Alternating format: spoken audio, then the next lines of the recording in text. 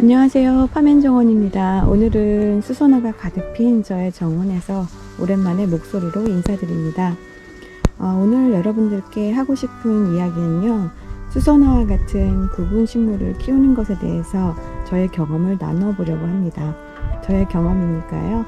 또 경험은 사람마다 다를 수 있잖아요. 그런 것들을 잘 이해해 주시고 구독과 좋아요 부탁드릴게요. 그럼 지금부터 시작하겠습니다. 먼저 저희 집 수선화 구경시켜 드릴게요. 어제는 꽃이 생김새를 한번 잘 보세요. 좀 신기한 거 보여드릴게요. 이 수선화랑 제가 이제 가지고 있는 수선화가 지금 두 가지 종류인데요. 꽃은 세 가지가 있어요. 지금 이렇게 생긴 꽃이 있죠. 그리고 이 옆에 보면은 겹꽃이, 이렇게 겹꽃이 있어요. 겹꽃 수선화와 좀 아까 호꽃 수선화가 있는데, 이 호꽃 원래는 어떤 것을 심었냐면요, 원래 것을 한번 보여드릴게요. 이 수선화를 옮겨서 저쪽 화단으로 옮겨 심은 거거든요. 이거 한번 꽃을 자세히 보여드릴게요.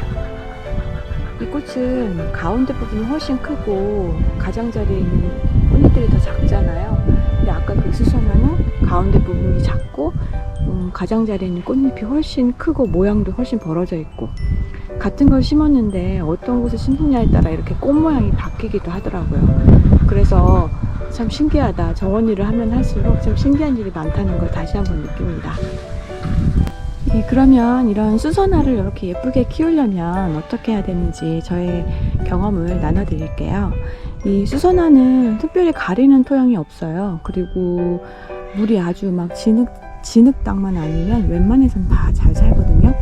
그리고 구근 식물 중에서 수선화가 가장 번식도 잘하는 것 같고, 튤립이 더 잘한다고 참 그렇다고 합니다.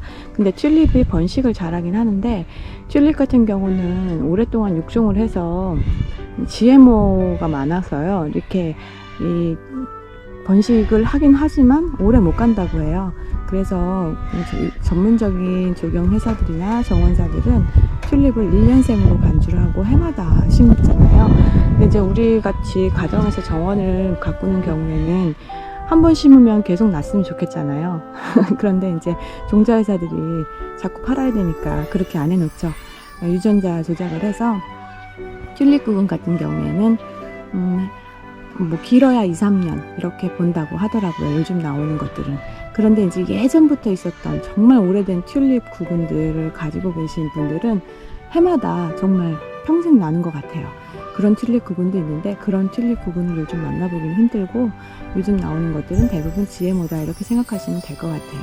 그래서 튤립은 없어지면 새로 산다 라는 마음을 가지시는 게 훨씬 마음 건강에 마음이 편합니다. 하지만 이제 수선화 같은 경우도 그렇긴 한데, 수선화는 이런 오래된 구근들이 많고 시중에 이렇게 한 번 심어 놓으면 해마다 나는 구근들이 참 많아요. 특히 이제 이런 노란색, 전통적인 색깔, 흰색 이런 것들은 한 번 심어 놓으면 정말 번식도 잘 되고, 이른 봄에 정말 아직 꽃이 없을 때 이렇게 정원을 환하게 비춰줍니다. 정말 그러면은 이렇게 이제 무성하게 번식을 잘 시키고 왕성하게 크게 키울 수 있는 방법이 뭘지 제가 지금부터 알려드릴게요. 구근 식물을 크게 번식도 잘 시키고 그 다음에 튼튼하게 키울 수 있는 노하우는요, 이거는 수선화 뿐만 아니라 모든 구근 식물에 해당되는 방법이에요. 지금 앞에 보이시는 게 이게 뭐냐면 히아신스거든요. 제가 히아신스 구근을 겨울에 작년 12월에 꽃을 좀 실내에서 일찍 보고 싶어서 샀어요. 그래서 꽃을 예쁘게 다 보고 남들보다 좀 일찍 봤죠. 12월에 꽃이 폈으니까. 그래서 이제 그 히아신스 구근은 따로 꽃이 진 다음에 이제 화분에다가 심고, 화분에다가 거름을 주고요. 그리고 이제 날씨가 따뜻해질 때까지 기다렸어요. 그리고 다시 이제 날씨가 따뜻해진 다음부터는 이렇게 노지에다가 옮겨 심었어요. 이중으로 옮겨 심었기 때문에 지금 벌써 이렇게 시간이 12월부터 12월에 꽃이 폈으니까 시간이 한참 지났잖아요. 3월 말이니까 지금. 근데도 아직까지도 이렇게 잎이 파랗죠. 이 잎이 노랗게 되면서 누래지면서 다 말라요. 구근 식물들은 꽃이 피고 나서 그냥 놔두면. 근데 이제 그 누렇게 이제 마르면서 다 쓰러지니까 그 모습이, 특히 수선화 아까 같이 이렇게 막 수선화가 이렇게 막 많은데 이게 다 말라가지고 쓰러진다고 생각해보세요. 얼마나 지저분해 보이겠어요. 근데 이렇게 누렇게 말라가면서 지저분해 보일 때 그 지저분하다고 그거를 다 잘라버리시면 안 돼요. 그러면 구근이 튼튼하게 자라질 못해요. 그래서 완전히 말라서 여기 보시면 이것도 구근이거든요. 이렇게 이게 말랐는데 이렇게 말릴 때까지 그냥 놔두셔야 돼요. 그리고 다 마르면 이렇게 다 뜯어가지고 여기도 보면 이렇게 새로 나오는 순도 있지만 장력이 이렇게 말라 있잖아요. 그걸 이렇게 하면 잘 뜯어지거든요. 그리고 이제 요거 같은 경우도 한꺼번에 싹 뜯어줘요.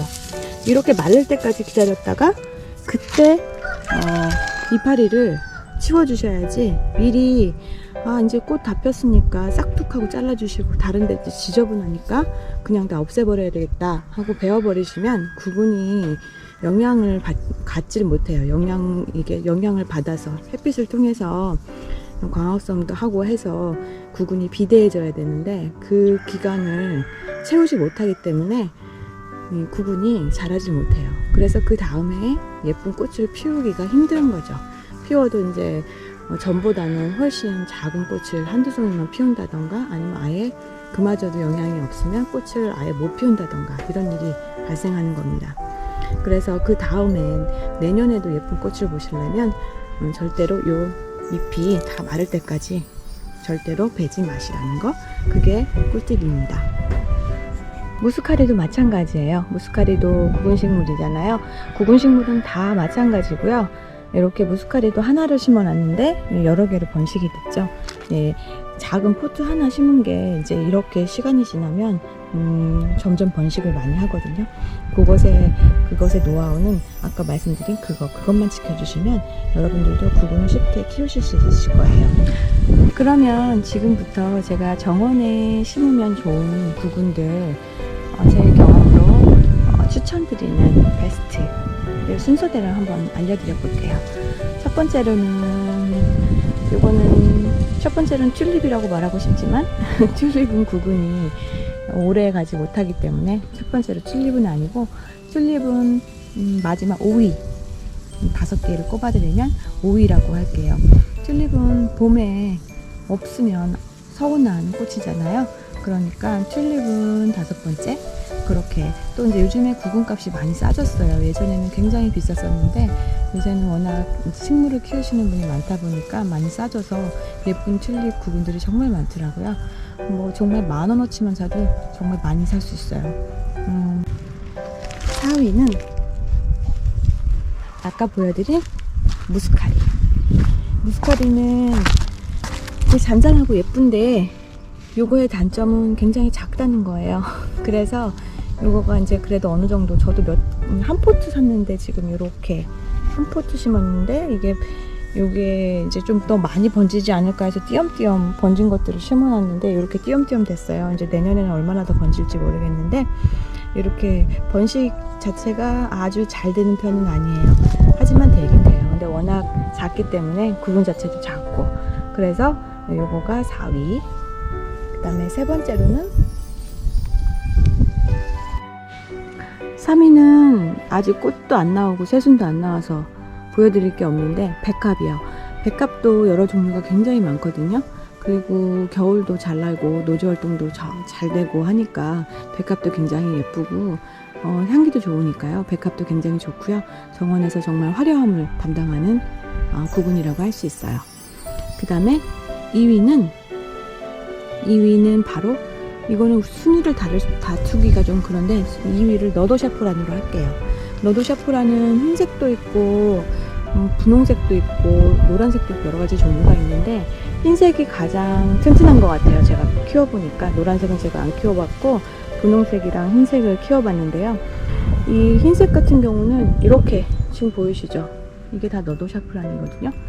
이렇게 번식이 잘 돼요. 진짜 번식이 너무너무 잘 되고 흙도 안 가리고 가뭄도 별로 안 타고, 심어만 놓으면 얘는 정말 여름부터 가을까지 굉장히 꽃을 예쁘게 하얀 꽃이 좀 예쁜 고상하고 우아한 꽃을 마구마구 펴서 즐거움을 주거든요.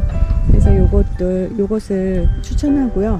근데 요게 이제 월동이 저희 집 같은 경우가 어느 쪽으로 설명을 해드려야 될지 모르겠는데 저희 집이 중부 이남이긴 해요. 중부 이남이긴 한데 굉장히 좀 추운 편에 속해요. 이쪽 지역에서도. 그래서 같은 지역 안에서도 일주일 이상 꽃이 늦게 피는 지역이거든요.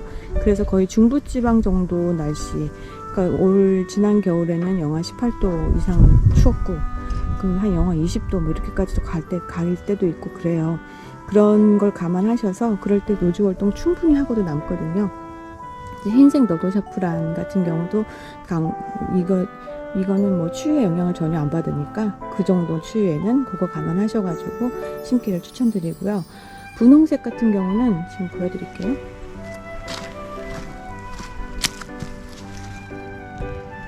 이게 분홍색 너도샤프란 겨울 난 건데요. 이렇게 땅에 심은 거 같은 경우는 간신히 겨울을 났어요. 제가 낙엽도 수북하게 덮어주고 또 너무 추운 것 같아가지고 이 위에 낙엽 위에다 박스 같은 것도 덮어주고 했는데 이렇게 죽진 않고 나왔는데 아주 싱싱해 보이진 않죠. 여기 조금 이제 봄 지나고 나면 회복할 것 같긴 한데 그래도 요거는 추위에 더 약해요, 훨씬. 그래서 요거는 무조건 노지 활동 시키라고 제가 말씀드리기가 어렵고, 이거는 노지 활동을 시키시되 실내에 보험용으로 다른 화분을 만들어 주시는 게 안전할 것 같아요. 그래서 왜냐하면은 저도 이제 저렇게 여기 보면 항아리 보이시죠? 이 항아리에다가 잔뜩 심었었어요. 그래서 여기 하나가도 정말 분홍색, 항아리 하나가도 분홍색 너도샤프란이 가득 찼었는데 그게 다 이렇게 됐습니다. 이렇게 다 얼어버렸어요. 얼어가지고 맑아졌죠. 하도 새싹이 안 나오길래 파봤더니 이렇게 다 얼어버렸어요. 그래서 이제 이런 땅속에 심은 거는 아무래도 땅속은 따뜻하니까 겨우겨우 견뎠는데 위에다 이제 뭐도 덮어주고 해서, 그런데 요거는 덮어줬어도 이 항아리 자체가 너무 차가워서 이렇게 얼어버렸어요. 그래서 요거는 분홍색은 노지 활동 함부로 시키지 마시고 저처럼 그렇게 하지 마시고 조심하셔야 됩니다. 1위는 예상하셨죠? 바로 요 수선화입니다. 네, 수선화 너무 예쁘죠? 수선화는 전국 노지 활동 되는 걸로 알고 있거든요. 그리고 저희 엄마네 집이 굉장히 추운데 거기서도 노지 활동이 되니까 얘는 아마 전국 어디서나 될 것 같아요. 이렇게 예쁘게 봄에 기분 좋게 해주는 꽃 중에 하나니까요. 꼭 심으셔서 초봄에 꽃이 없을 때 이렇게 즐거움을 같이 느낄 수 있는 그런 식물로 삼으시면 좋을 것 같습니다. 시청해 주셔서 감사하고요. 구독과 좋아요 부탁드리겠습니다. 감사합니다.